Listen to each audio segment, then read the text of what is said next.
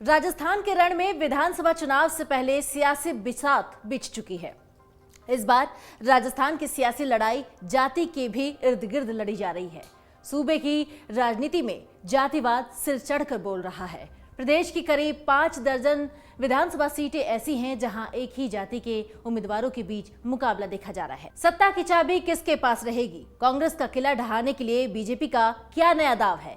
राजस्थान की कुछ सीटों पर कांग्रेस के सामने पहले से ही कई चुनौतियां हैं और टिकट बंटवारे पर माथापच्ची करने में अभी भी कांग्रेस लगी हुई है। टेंशन तो ये है कि उन 19 विधानसभा सीटों पर किसे टिकट दिया जाए, कांग्रेस नेताओं को दी जाए या उन्हें, जो कि जुलाई 2020 में सरकार को गिरने से बचाया था। उधर कांग्रेस की कुर्सी छीनने के लिए बीजेपी ने भी पूरी तैयारियां कर ली हैं और बीजेपी ने नया हथकंडा अपनाया है। आखिर कौन सा है वो नया हथकंडा? बीजेपी का नया दाव जातीय समीकरण है, जिस पर अभी से ही बीजेपी फोकस्ड है। 2 अप्रैल को जयपुर में भाजपा विधायक दल की बैठक हुई है और जिसमें कुछ दिग्गज नेताओं के पदों में बदलाव किया गया। इसे पार्टी की ओर से जातीय समीकरण साधने की कोशिश के तौर पर देखा जा रहा है।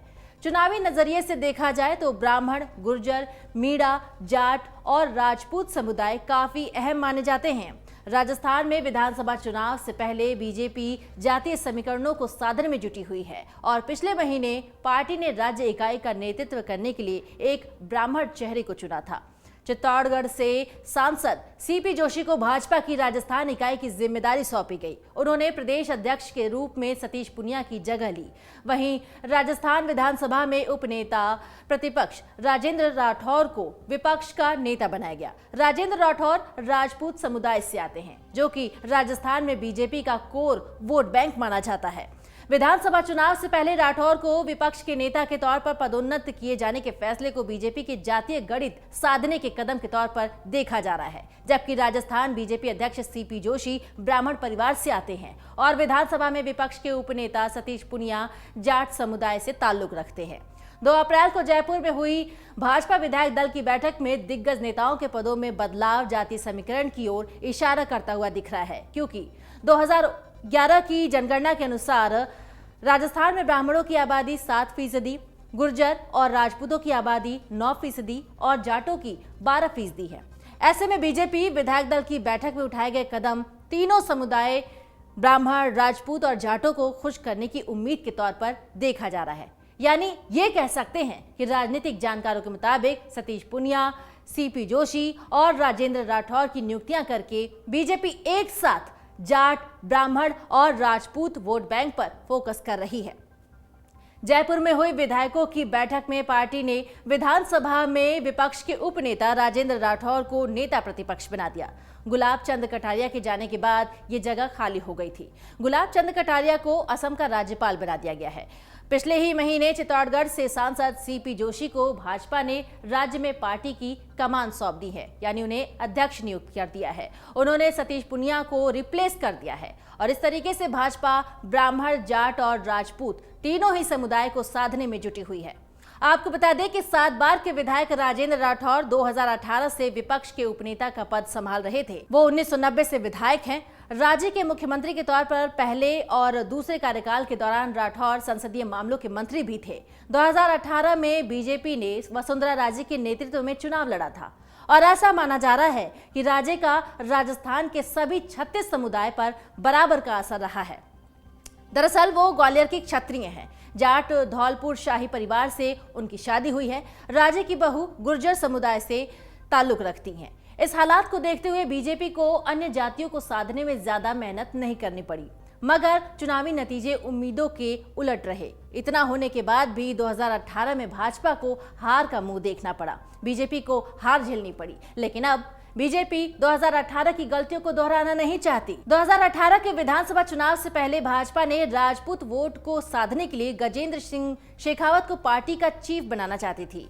दरअसल राजपूत आनंदपाल एनकाउंटर मामले को लेकर वसुंधरा राजे से नाराज थे, लेकिन राजे ने अशोक परनामी को भाजपा चीफ बनाने की वकालत की। चुनाव हारने के बाद अपने पद से इस्तीफा दे दिया। तो वहीं इस बार बीजेपी के पास राजस्थान भर में अपील करने वाले नेताओं की कमी है। ऐसे में पार्टी के लिए जातिगत गणित लगाना बेहद ही जरूरी हो गया है। साथ ही पार्टी की योजना वसुंधरा राजे के करिश्मे का इस्तेमाल करने और उन्हें नाराज नहीं करने की भी है। इस बार भी पूरे राजस्थान में जातीय समीकरण बेहद ही अहम है। राजस्थान में विधानसभा चुनाव में पहले ही भाजपा ने जातीय समीकरण साधने शुरू कर दिए हैं। पूर्व मुख्यमंत्री वसुंधरा राजे को इस बार भाजपा ने अपना प्रमुख चेहरा नहीं बनाया। इसके अलावा भी पार्टी ने जातीय वोट बैंक साधने के लिए पार्टी में कई परिवर्तन किए गए हैं, कई बदलाव किए गए हैं। पिछले ही महीने भाजपा ने एक ब्राह्मण चेहरे को अपनी स्टेट यूनिट का मुखिया चुना। इसके अलावा जाट नेता को हटाकर राजपूत नेता को आगे लाया, जिससे कि ये संदेश दिया जाए कि सत्ता में राजपूत समुदाय का भी प्रतिनिधित्व कायम रहे।